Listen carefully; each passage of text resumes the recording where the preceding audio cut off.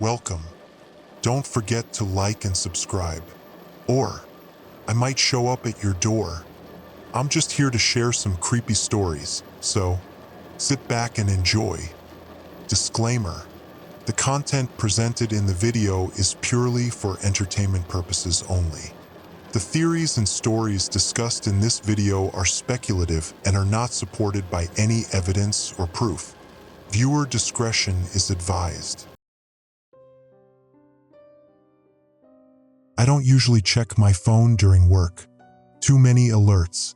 Weather warnings, road closures, missing persons. Things I can't do anything about. But this one is different. Emergency alert, stay in the light. No explanation. No details. Just a stark white banner across my screen, vibrating in my hand. A few seconds later, another one. Avoid shadows.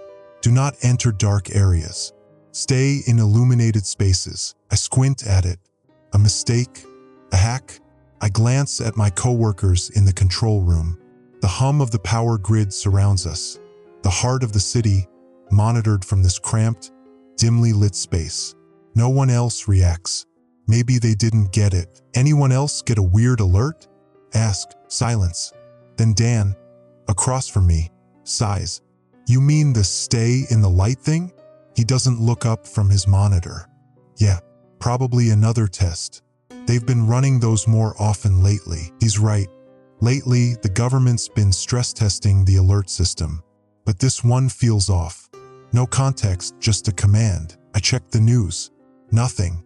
No warnings, no breaking reports. Just the usual noise, politics, crime, a local festival happening this weekend. Still, I can't shake the unease curling in my gut. The lights overhead flicker, a small thing, barely noticeable. But when you work at a power station, you notice. I turn to my monitor. The city's electrical grid is a delicate thing. A patchwork of aging infrastructure barely held together by routine maintenance. If there's a surge, I should see it. But everything looks normal. Did anyone else see that? Ask. A few heads turn.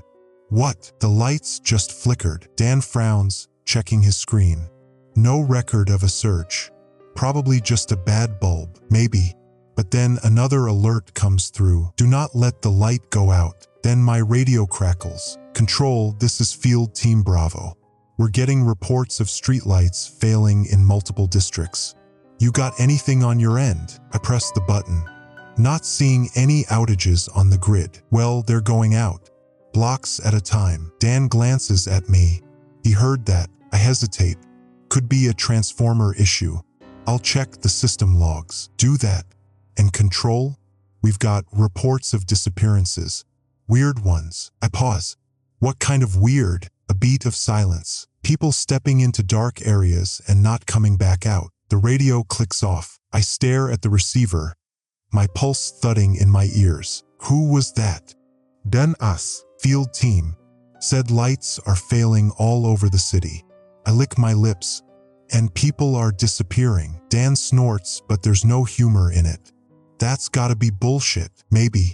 Probably. I check the outage reports again. Nothing. The grid is fine. No major failures. No overloads. But if everything's fine, why are the lights going out? Then, a new alert. Stay inside. Do not leave illuminated areas. Avoid all dark spaces. More people in the room murmur now. Some stand, checking the windows. Should we call someone? One of the interns asks. Dan rubs his face. Call who? We are the someone people call. The radio crackles again. Control, we're losing main roadways. Streetlights are going down one after the other. It's like something's spreading. Define spreading. I say, trying to keep my voice steady. Another silence. Then, like the darkness is eating the light. I don't answer. I don't know how to answer, because outside the window the city glows. Neon signs, headlights, street lamps, all burning against the deepening night. But at the edge of one intersection, I see it. The lights blink out, not like a power failure where they stutter and fade. They go out all at once like something swallowed them whole. The blackness beyond is absolute. No reflection, no ambient glow. Just void. I don't see anyone there. I don't hear anything either, but something is watching. The phone in my hand vibrates again. Emergency alert. Final notice, stay in the light. I swallow hard. Then the office lights flicker again, and this time they don't come back on. The control room plunges into darkness. For half a second, the world feels hollow, empty. Then emergency lights. Dim red glow strips lining the walls, barely enough to see by. The monitors flicker back to life, but the overhead fluorescents stay dead. Shit. Dan scrambles to his feet. What the hell just happened? I'm already checking the system. My fingers move fast, but my brain moves faster, running through every possibility. A grid failure? An overload? A cyber attack? None of those explain the way the lights died. I don't know, I say. It's the truth, and it terrifies me. The emergency lights cast long shadows. The entire control room looks different, distorted. I glance toward the window. The city is still glowing, but in the distance, entire sections of it have gone dark, like ink spilling across a page. The phone in my hand vibrates. Emergency alert. Remain in light. Avoid all shadows. Do not enter the darkness. Someone curses behind me. What the hell is going on? No one has an answer. Then the radio crackles again. Control, this is Field Team Bravo. Do you copy? I snatch the receiver. Bravo, I hear you. We just lost power. We lost half the goddamn city. The officer's voice is tight, fast. Street lights down. Buildings going dark. We've got cars abandoned in the streets. People are panicking. What about backup power? It's failing. Pause. It's not a normal outage, Control. It's spreading. I exchange looks with Dan. The red glow of the emergency lights makes his face look carved from stone. How's it spreading? Ask. Another pause. Then lower. We watched it happen. The shadows move when the light goes out. They're not staying where they should. I swallow. My throat is dry. Say again. The shadows. The officer repeats. They don't stay still. They're reaching. My mouth opens. Nothing comes out. Someone near the back of the room stirs. One of the younger techs, Allie. I think we should get out of here. Dan rubs a hand over his jaw. Go where? Everywhere's losing power. The emergency lights flicker. Not a lot. Just a small, quick stutter. But everyone sees it, and for the first time I hear it. A noise barely there. A dragging sound, like something shifting just out of sight. I whip around. Nothing but shadows stretching along the floor. But they feel different now. Wrong. I step closer. The shadows shouldn't be moving, but I swear they're shifting, elongating, crawling. I take a step back. We need to get out of here. Where? Dan snaps. We don't even know what's happening. The emergency lights flicker again. The dragging sound is louder this time, and Allie screams. We all spin toward her. She's backed against the far wall, face drained of blood, eyes locked on the floor. The shadows move. I see it now. Not flickering, not stretching, moving, curling along the walls, shifting toward the red glow of the emergency lights. Reaching for us, the radio crackles. Control, this is Bravo. We just lost another block. The signal cuts. A split second later, the screaming starts over the radio. Screaming, gunfire, then static, then silence. My grip tightens around the receiver. Andra? Nothing. Dan turns to me, his face pale. What the fuck is happening? I don't answer. I can't, because I'm staring at the floor, at the shadows pooling beneath our desks. They're deeper than they should be. Blacker. Wrong. I grab the nearest flashlight and click it on. The beam cuts across the floor, and the shadows flinch. I freeze. The others see it too. The shadows pull back from the light. I lift the beam, sweeping it across the room. The darkness recoils, curling away from the edges of the light. That's when it clicks. The emergency alerts. The warnings. Stay in the light. Avoid the darkness. It wasn't a metaphor. Allie, grab the emergency torches. I say. My voice is steadier than I feel. Now. She doesn't hesitate. The others move too, grabbing their phones, turning on flashlights. The control room flickers with beams of light. The shadows shrink away, but the emergency lights flicker again. Longer this time. I exhale. We need to go. Dan nods, gripping his flashlight. Where? The backup generators. I adjust my grip on the radio. If we can restore power, the lights flicker again. And for half a second, just half a second, the room is pitch black. Something moves in that darkness. Something big. The light returns and we're all frozen. No one breathes. The shadows are still now. But we all felt it. Allie swallows. We have to go. She's right. The emergency lights won't last forever. I flick the radio back on. Any response teams, do you copy? This is Control. We've lost power. We are evacuating. Nothing. Just static. I take a shaky breath. Let's move. We push open the door. The hallway is bathed in red emergency lights, but the stairwell at the end, pitch black. Dan clicks his flashlight on and aims it down the hallway. The shadows shrink away. The message is clear.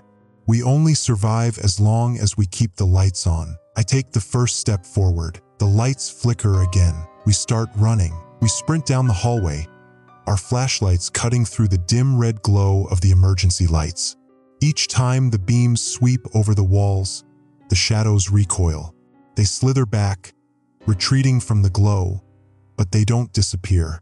They wait. Dan is ahead of me, Allie close behind. 3 others, James, Carla, and Ben, follow. None of us speak. There's no time. The stairwell door looms ahead. A thick metal barrier meant to stop fires from spreading. But now it's stopping us from reaching the generators. Dan reaches it first, slamming his shoulder into the bar. It doesn't budge. Locked? He pants. No, I say. It only locks from the outside. Ben pushes forward, trying the handle. It won't move. Something's holding it shut from the other side. The emergency lights flicker. Allie whimpers. She doesn't mean to, it just slips out a tiny, broken sound. Then we hear it, the dragging sound. I whip my flashlight toward the hallway behind us. The shadows stretch unnaturally, bleeding across the floor. They slither up the walls, pulling toward us. Carla backs away. Oh, fuck this. Dan pounds the door again. Help me. I rush to his side. We slam our shoulders against the door, but it won't give. The lights flicker longer this time. The red glow dims. A whisper slides through the air. Faint, hollow, like something brushing against the edge of my mind. I turn my flashlight back toward the hallway. The shadows twitch. A figure stands at the end of the corridor. Not a person. Not anymore. It's wrong, a human shape without features. No eyes, no mouth. This form isn't solid. It ripples, distorting like ink spreading through water. Takes a step forward. The lights flicker. Takes another step. Allie, the keycard. I bark. She fumbles at her belt, shaking hands, pulling out her badge. She swipes it against the panel. The reader blinks red. Come on. Come on. She mutters, swiping again. Behind us, the figure moves. Faster this time. The shadows surge forward. The last remnants of emergency lighting sputter. Allie! I shout. She swipes again. The panel blinks green. The lock clicks. We spill through the door. I slam it shut behind us. Darkness. Then, a single beam of light as Dan lifts his flashlight. Are they still? Ben starts. Something slams against the door, hard enough to rattle the frame. We back away. Another hit. Then silence. Carla grips my arm. What the hell was that? I don't answer. I don't have one. I flick my flashlight around the stairwell. Unlike the hall, there's no emergency lighting here. Just concrete steps winding down into pitch black. Ben grips the railing. We need to keep moving. We descend. Carefully. Every step feels too loud, echoing against the walls. As we move, a thought gnaws at me. The alerts warned us to stay in the light. But what happens when the light runs out? The backup generators. The stairwell opens into the maintenance level. It's even darker down here, but our flashlights catch rows of pipes, metal walkways, and the control panel for the backup generators. James rushes forward, fumbling with the switches. Come on. Come on. Nothing. Ben curses. They're dead. I check the fuel gauge. Not dead. just not responding. Dan moves beside me, shaking his head. That's not possible. They should have kicked in when the main power failed. We exchange glances. We both know what this means. This isn't a system failure. It's something else. Ali tugs at my sleeve. We have to call for help. Help from who? Carla asks. You saw the alerts. You heard the radio. I shake my head. If the city's losing power, there has to be emergency response teams. Military, maybe. Dan gestures toward the emergency phone on the wall. Only one way to find out. I grab the receiver. The dial tone is dead. Of course it is. Ben presses his forehead against the cold concrete wall. This is so fucked. Carla paces. We can't just stay here. She's right. The backup generators are useless, but going back up isn't an option either. Then my flashlight flickers. My breath catches. I smack the side, willing it to stay on. Ali's voice is barely a whisper. The batteries. She holds up her own flashlight. The beam is weaker than before. The edges flicker. My stomach drops. We've been using them non-stop. The batteries are draining. Panic claws up my throat. I spin toward the others. We need more light. Now. James scrambles to the storage closet, yanking it open. Inside, we find tools, fuses, and, thank God, work lanterns. I grab one, flipping the switch. A faint yellow glow fills the room. It's dim. Too dim, but it's something. Dan exhales. All right. What now? I glance at the door leading out of the maintenance level. Beyond it, the underground tunnels connect to the city's transit system. They might still have power. We go underground, I say. Ben balks. Are you insane? The tunnels connect to emergency substations. If we can reach one, we might find an active generator. Carla shakes her head. And what if it's just more darkness? I don't have an answer, but the alternative is staying here, waiting for our lights to die, waiting for them to find us. I tighten my grip on the lantern. We move. Now, the others hesitate, but the flickering flashlights make the decision for them. One by one, we step toward the underground tunnels. And as we push open the door, the last emergency light sputters out. The underground tunnels stretch before us, swallowing our flashlight beams. The air here is different, heavy, stagnant, like the earth itself is watching. I grip the lantern tighter. It's not much, just a portable work light with a dull yellow glow, but it's enough to push back the worst of the darkness. For now, Dan leads the way, sweeping his flashlight over the walls. Pipes run along the ceiling, thick cables disappearing into the gloom. The floor is damp, streaked with something dark that I hope is just water. Ali clutches my sleeve. How far? I check the maintenance map mounted on the wall. A laminated thing, covered in smudges and old coffee stains. The emergency substation should be about half a mile in. Carla exhales. That's a long way. We don't have a choice. No one argues. We move. Every step echoes, bouncing unnaturally through the tunnels. The further we go, the more off everything feels. The walls seem closer than they should be. The air thicker, and the silence, it's wrong. Not just quiet, empty, like sound itself has been swallowed. James grips his flashlight with both hands. Anyone else feel like?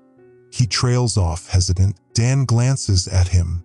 Like what? James' fingers tighten. Like we're not alone. The words settle over us like dust. No one denies it. Something is here. A low, distant sound drifts through the tunnel. Faint skittering. Ben stops walking. Tell me that was a rat. Ali shakes her head. Too big for a rat. The noise comes again. Closer this time. Not skittering. Dragging. My throat tightens. I whip my flashlight toward the darkness behind us. The beam only reaches so far before it's swallowed. The shadows shift. Not a trick of the light. Not my imagination. They pull toward us. I turn back. Move. Now. No one hesitates this time. We quicken our pace, half jogging through the tunnel. The lantern sways in my grip, casting warped shadows along the walls. Then the light flickers. Ali grabs my arm. No, no, no. I shake the lantern. The glow steadies, but just barely. We need to go faster, I say. We run. The chase. The dragging sound is no longer distant. It's right behind us. Ben yells. Carla stumbles. James hauls her up. I glance back, just for a second. The shadows aren't just stretching anymore. They're reaching. Elongated fingers slither across the walls, twisting and curling toward us. A shape emerges from the darkness. Not a person. Not anymore. A twisted figure, its body flickering in and out of focus like a broken film reel. Limbs too long. A mouth that isn't a mouth at all. Just a hollow, yawning absence. It moves toward us. Not walking. Not crawling. Gliding. It opens its not mouth. The light dims. A cold, suffocating pressure wraps around my chest. My vision warps, pulling toward the thing. Like the darkness itself is trying to consume me. Then Dan shouts, "There!" I tear my gaze away. A metal door, marked substation access. We lunge for it. Ben yanks it open. We stumble through, nearly collapsing on the other side. Dan slams the door shut. Silence. Nothing moves. No pounding.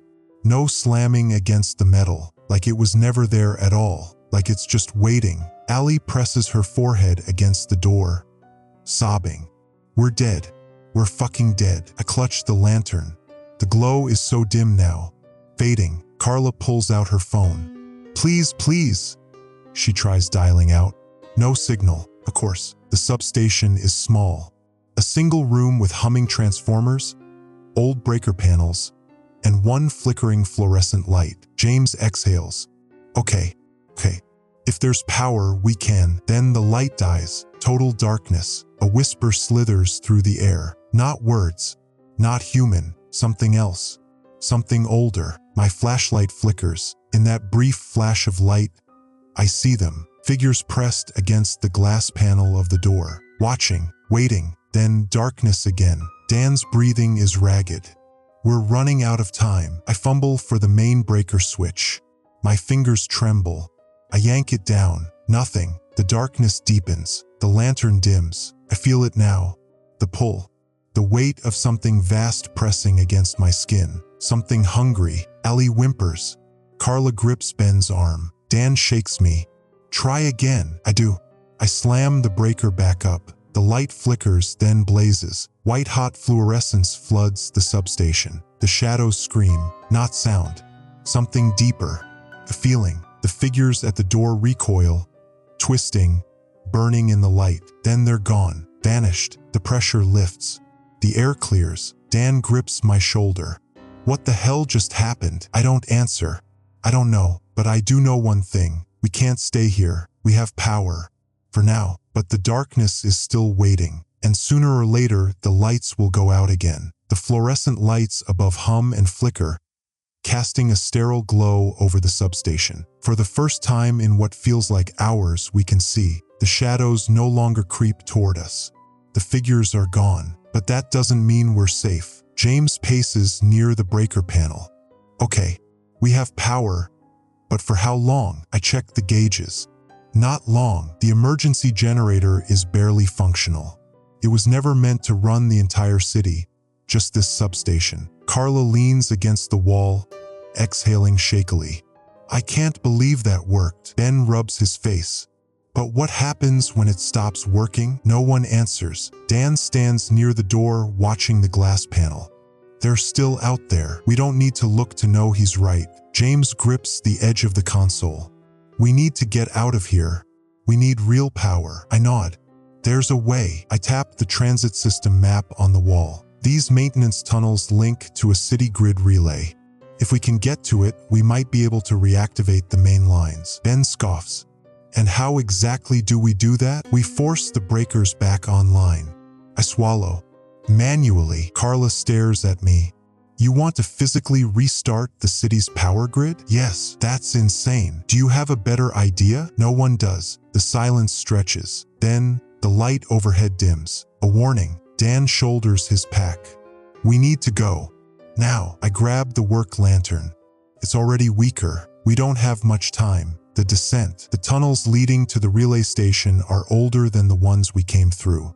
The concrete walls are cracked, water leaking through in long, dark streaks. The air is cold, stale. I keep my eyes forward, but I feel the darkness behind us, pressing in. Watching, James mutters, I don't like this. None of us do, Carla says. The ground slopes downward. The air gets heavier. Then the lantern flickers, the light shrinks, and the whispers return. I snap my head toward the tunnel behind us. Shadows slither along the walls, stretching, reaching. Ben curses under his breath. Dan grips my arm. Keep moving. We pick up the pace. James' flashlight flickers, then Carla's. The light is dying, and they know it. Trapped, we reach a rusted metal door. Transit grid relay is printed across it in faded letters. James shoves it open. We spill inside. The room beyond is massive. A maze of electrical panels, thick cables coiling across the floor like veins. In the center, a massive breaker switch looms, covered in dust. Dan exhales. That's it. Ben steps forward. So we flip it, and the lights come back? I shake my head. It's not that simple.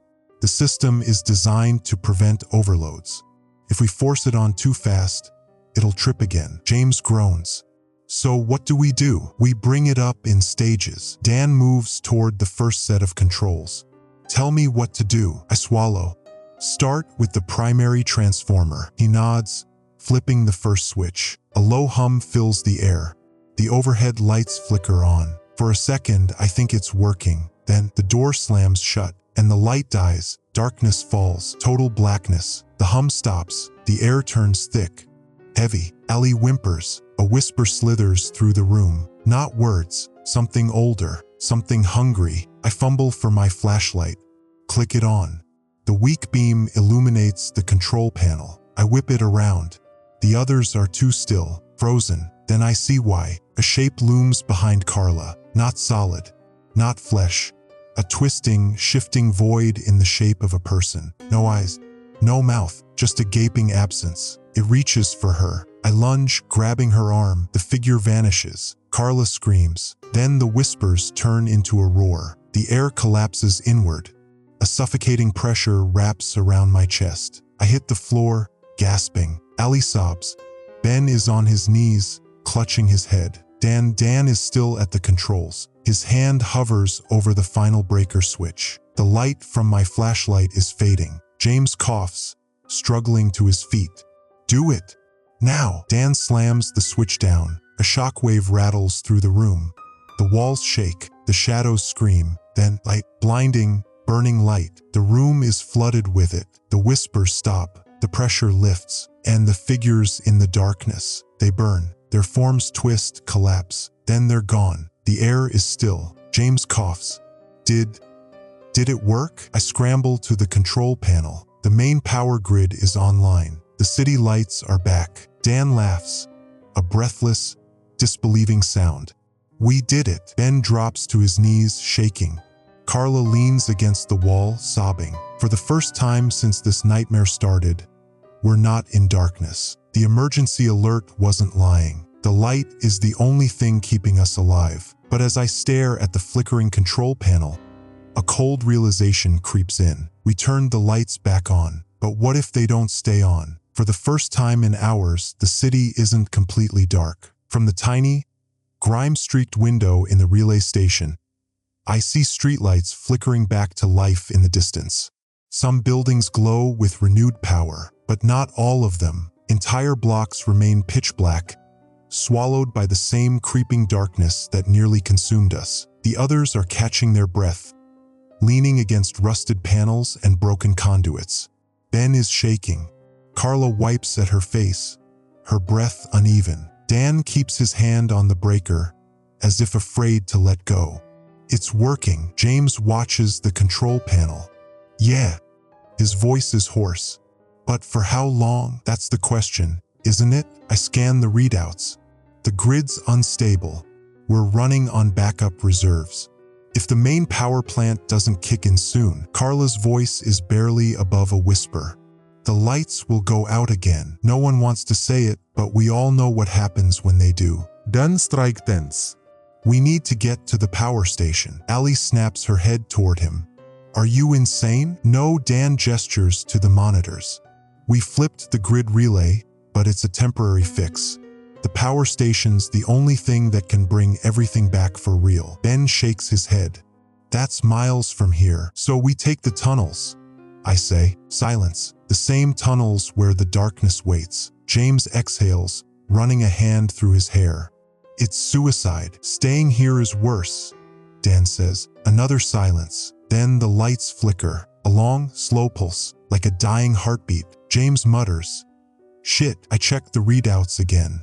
The frequency's dropping. Power's bleeding out. The darkness is winning. I tighten my grip on the lantern. We have to go into the depths. We stock up on what little supplies we can find.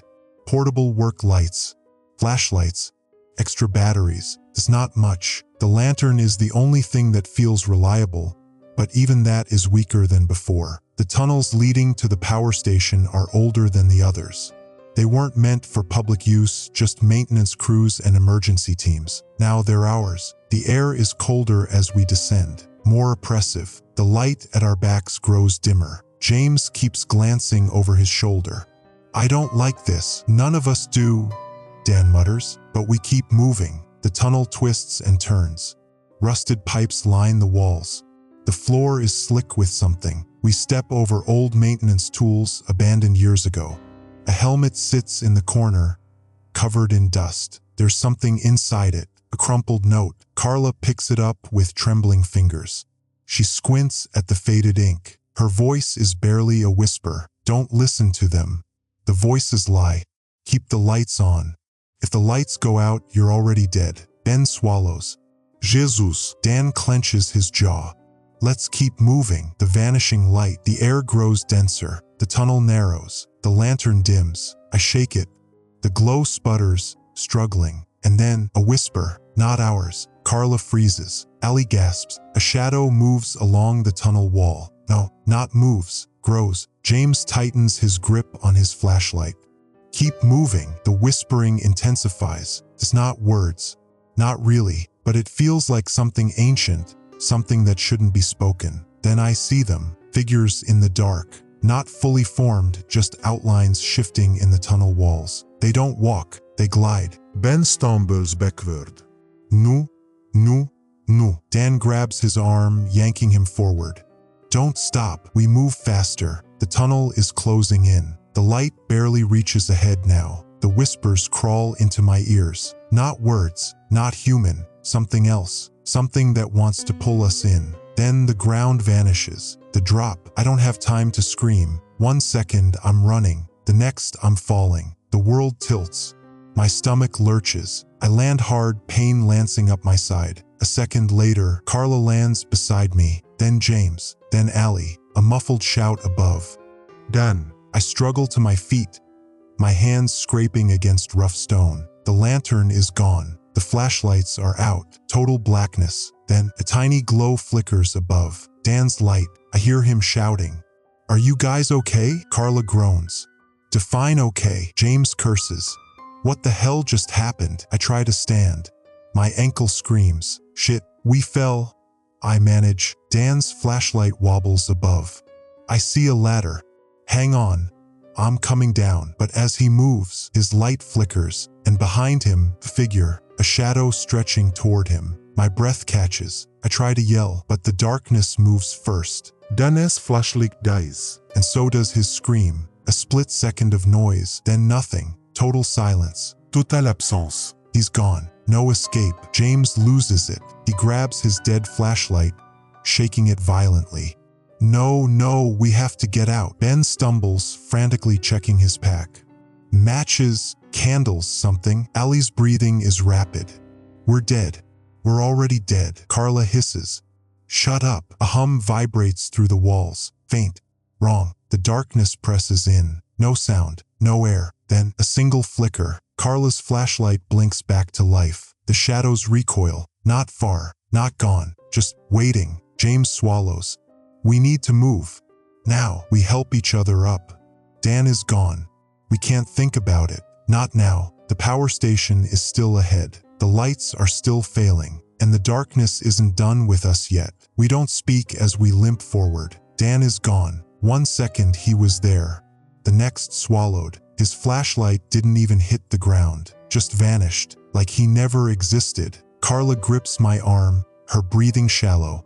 Ben won't stop checking the dying flashlight in his hands, flicking the switch on and off, as if that will somehow change anything. James stares straight ahead, his jaw clenched so tight I think his teeth might break. I keep moving because there's no other option. The power station is still ahead. The grid is still failing, and the darkness is still hungry. The failing light, Carla's flashlight flickers, a weak, trembling pulse, barely enough to reach a few feet ahead. Ben whispers, "We need more light." James exhales through his nose. "Yeah? No shit. We have flares," Carla says suddenly. James looks at her. "What?" She pats her jacket, then her pack. "In the emergency kit."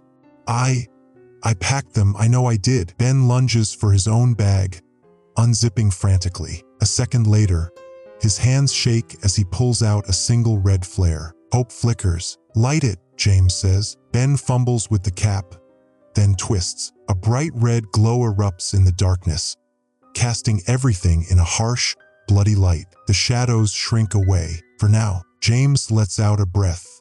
"Okay, that buys us time." I check my watch.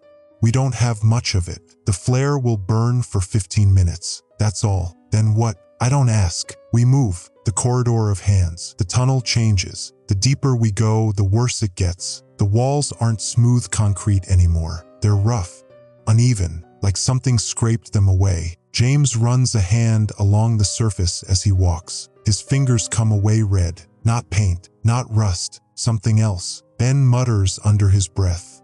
"Jesus." The whispers return. Carla tightens her grip on my arm. The voices don't sound like people anymore. They sound like mockery, like the idea of voices stretched thin, like something is learning how to speak. Then I see them. Hands, not real ones, not flesh, just outlines, dark impressions pushing out from the tunnel walls, not reaching for us, not yet, but waiting. James grips his flare tighter. "Keep moving," I say. No one argues. The blood-stained gate. The tunnel ends at a massive steel door. Red, rusted, covered in streaks. Words are scratched into the metal. Not with tools, with fingernails. "Don't open. Don't open. Don't open." Ben steps closer. "What the hell is this?" I scan the edges. It's a pressure door. It leads straight to the power station. Carla hesitates. "So why is it locked?" James doesn't answer. He pushes. The door groans, stuck. Ben moves to help. Together, they heave against the metal. Something shifts. The flare in James' hand sputters, and in the dying glow, I see it. Scratch marks on the floor, leading to our side. Not keeping something out, keeping something in. I grab James' shoulder. "Wait!" The door slams open, and the light goes out. The chamber, darkness collapses around us. Total. Perfect. Suffocating. I gasp. Carla screams. Ben yells something, I don't know what. The whispers explode, louder than before. Not just whispers now. Laughter. James fumbles with his bag. The matches. The matches. I drop to my knees, hands scraping across the cold ground. I can't see. I can't breathe. Something moves. Not footsteps. Something sliding. Something surrounding us. Then, a single spark. A tiny orange flame. James' hands shake as he holds up a flickering match. The light barely reaches a few inches, but it's enough. Enough to see them. Figures in the dark. Dozens, maybe hundreds, standing at the edges of the glow. No faces. No eyes, just empty space where features should be. They don't move. Not yet. The match burns lower. Carla whispers, "What do we do?" Ben lights another flare. The red glow explodes outward. The figures recoil, but they don't leave. They just watch, like they're waiting. James forces out a breath. The station's ahead. I turn. The power station control room looms at the end of the chamber, bathed in deep shadows. The last hope for the city's power. I swallow hard. We have to make a run for it. Ben grips the flare tighter. And if the light goes out before we get there? James doesn't answer, because we all know the truth. If the light fails again, there won't be anyone left to turn it back on. We run. The figures in the dark don't follow. Not at first. They just stand there, at the edges of the flickering flare light, waiting, watching. I don't trust it. None of us do. Ben grips the flare like a lifeline. His breathing is harsh, ragged.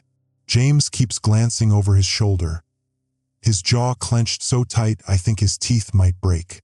Carla's whispering something under her breath. A prayer? A plea? It doesn't matter. The power station control room is ahead. We just need to reach it. But the light is fading. The corridor of machines. The chamber narrows into a corridor lined with old generators. Huge, rusted machines, silent and dead. The air is thick with the smell of oil and decay. We rush through the dark, our footsteps echoing off the metal walls. James scans the space. Where's the main panel? I point ahead. Through there. Just keep moving. A metal catwalk leads toward the control panel. The room is a maze of cables, switches, and circuits. I shove past fallen debris, hands trembling as I scan the mess of controls. Ben holds the flare high. The light flickers. Carla's voice is thin. Hurry! I rip open an old circuit breaker. The switches are rusted. Stuck. James grabs the side of the panel. Tell me what to do. I shake my head. It's not just about flipping a switch. The power's still draining somewhere. If we don't, then a hum, a deep, slow vibration under our feet. Carla flinches. What was that? Ben grips the flare. It's coming from below. The catwalk shakes. Metal groans. A low, grinding sound rises from the depths of the power station. I grab the edge of the panel, my stomach turning. It's not just sound, it's movement. Something down there is shifting. Ben mutters. We woke it up. The last flares. James yanks the emergency manual from the wall. Just tell me what to do. I scan the instructions, heart hammering. We need to. Then the flare dies. Darkness collapses around us. Ben curses.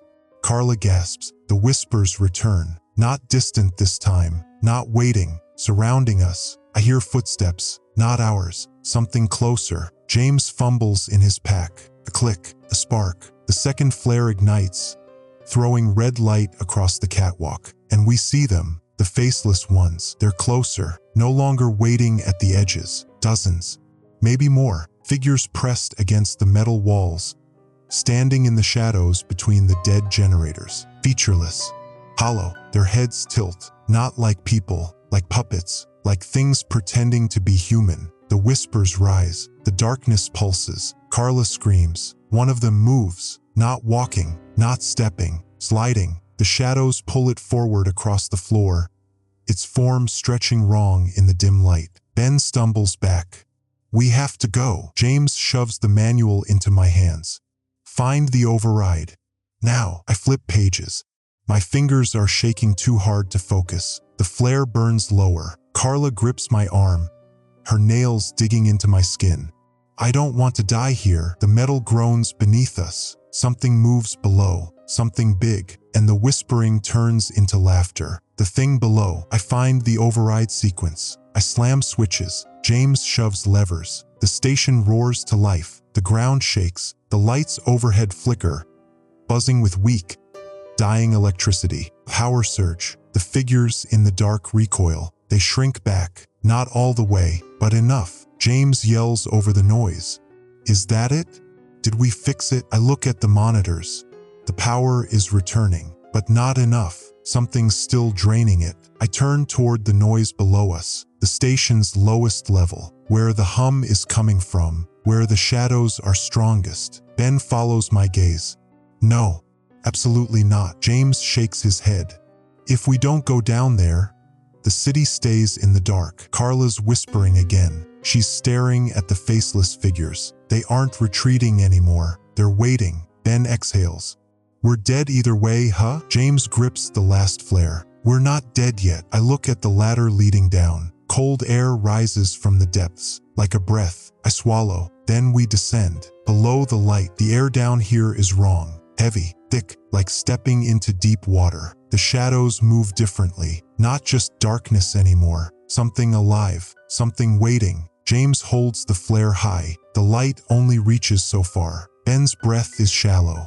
This place is wrong. I approach the main power console. The still draining power. A slow, steady pulse. Something is feeding. I reach for the emergency kill switch, and I see it. A hole in the wall. Not broken. Not man-made. Something else. Tunnel. Pit. A wound in the world itself. Darkness pours from it, not shadows, something deeper, something alive. The figures from above, they aren't the source, they're just fragments, pieces of something bigger. And we woke it up. James whispers, "What the hell is that?" I don't answer, because I don't think there's a word for it. The power station isn't failing, it's being consumed. Ben grabs me.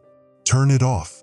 Now, I reach for the kill switch, but then the darkness moves. The shadows lurch forward, not figures, not whispering things, something huge, something rising. The light of the flare sputters. James yells, and the last thing I see is something reaching for us. The flare dies, and the world collapses. A crushing weight of darkness engulfs us, thick and absolute.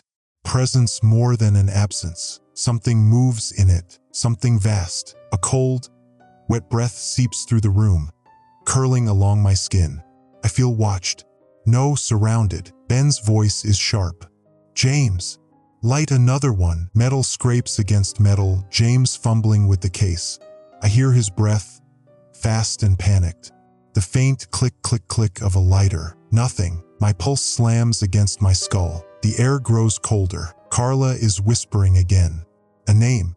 I can't make it out. Then, light. The flare ignites, and the darkness recoils like flesh from an open wound. I don't want to look, but I do, and I wish I hadn't. The hollowed ones, they are everywhere. Figures, hundreds, no more, lining the walls, the floor, the ceiling. Their faces are wrong. Not blank, not empty, just too smooth, like something peeled away their features and left only an impression of what they used to be. And they are watching us. No eyes, but I feel them watching. James grips the flare so tight I hear the crackle of burning fabric. We need to go.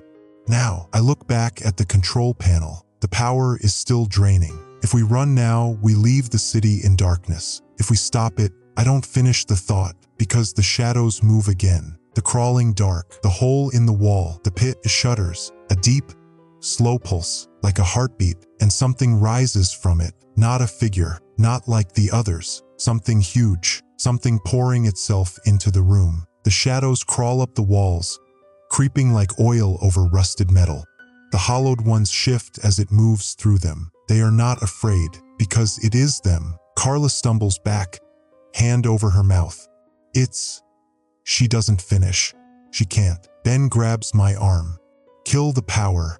Now, I yank the switch. A deep, heavy grinding noise shakes the floor. The pulsing slows. The lights above flicker. For a second, just a second, the air feels lighter. Then the darkness screams. The scream beneath the world. It isn't a sound. Not really. Not something I can describe. It's inside me.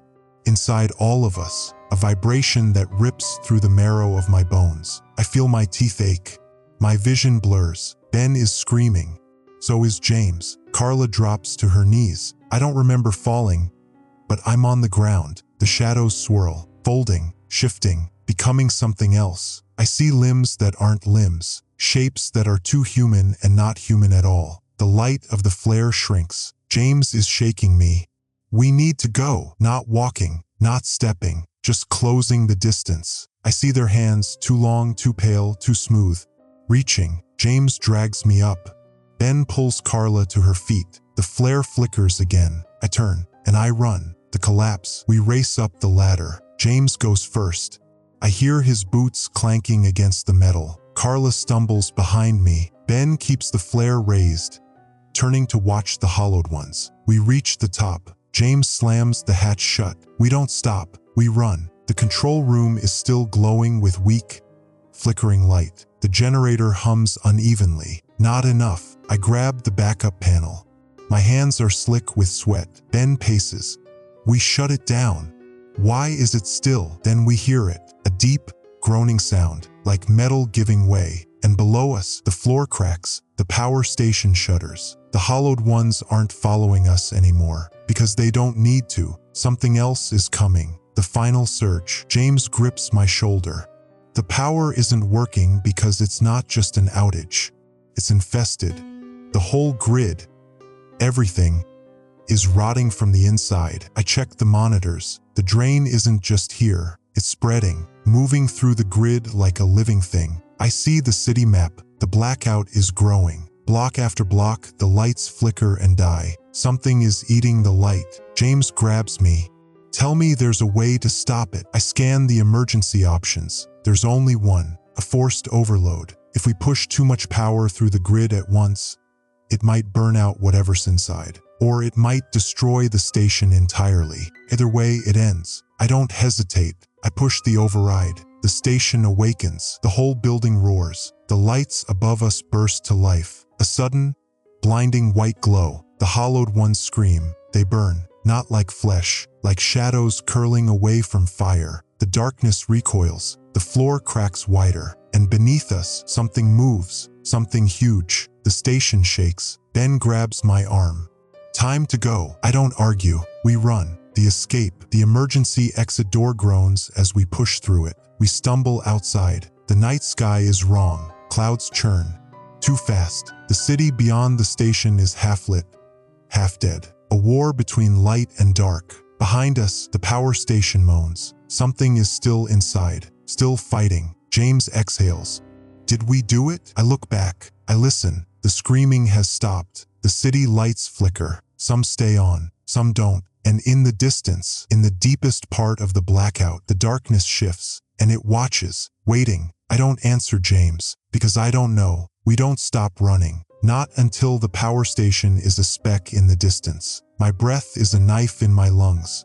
My body screams for rest, but we can't stop. Not yet. Not when the darkness is still watching. The flickering city. The city stretches before us, half alive, half consumed. Some buildings glow with a weak, uncertain light. Others stand like silent tombs, their windows dead and hollow. Street lights flicker. Some hold, most don't. The blackout is still spreading. I can see it creeping from block to block, swallowing homes, streets, entire neighborhoods. It moves like something living, something hungry, and beyond it, the hollowed ones wait, standing in the dark, motionless, watching. I don't know how many, hundreds, thousands, maybe more, waiting for the last lights to go out. Carla doubles over, hands on her knees. She's whispering again. That name. I still can't make it out. Ben is staring at the sky. I follow his gaze. The wrong sky. The clouds aren't moving right. They churn too fast. A storm with no wind. Then, for just a second, I see something shift behind them. Not lightning, not a shadow. Something huge. Something impossibly vast. And I realize the hollowed ones are only the beginning. Whatever is inside the darkness, whatever crawled into the city's veins, it's more than just a blackout. It's a breach, a crack between our world and something else. Ben exhales. What did we wake up? The last shelter. James pulls out his radio. Static. He curses, smacking it against his palm. Then, a voice, faint, warped. You read me? Repeat. Does anyone read me? James scrambles with the dial. This is James Everly, Power Station 17. We're still alive. Who is this? A pause. Then, get to the east substation. It's still holding. The signal fades in and out. James yells into the receiver. Who is this? What's happening? A beat. Then, just one response. Stay in the light. The radio dies. Ben and I lock eyes. Carla mumbles something too quiet to hear. James tightens his grip on the radio. East substation. We move. Now, no one argues. We head east. The failing light. The streets change as we move. The deeper into the blackout we go, the heavier the air feels. The street lamps behind us flicker, one by one. Their light shrinks. The darkness grows. We keep moving. Then Carla stops. I nearly crash into her. What the hell? She points. I turn, and my blood goes cold. A storefront window, a reflection. 4 of us standing in the street, but only 3 shadows. Carla's is missing. The hollowing. She stares at her own feet. The light should cast a shadow. It doesn't. Her breath shudders. It's taking me. No, James says. We're getting you to the station. She shakes her head. Then she steps back into the dark. I grab for her. Too slow. The shadows consume her. A blink, and she's gone. Not a sound. Not a scream. Just gone. James collapses. No. No, no, no. Ben yanks him up. We keep moving.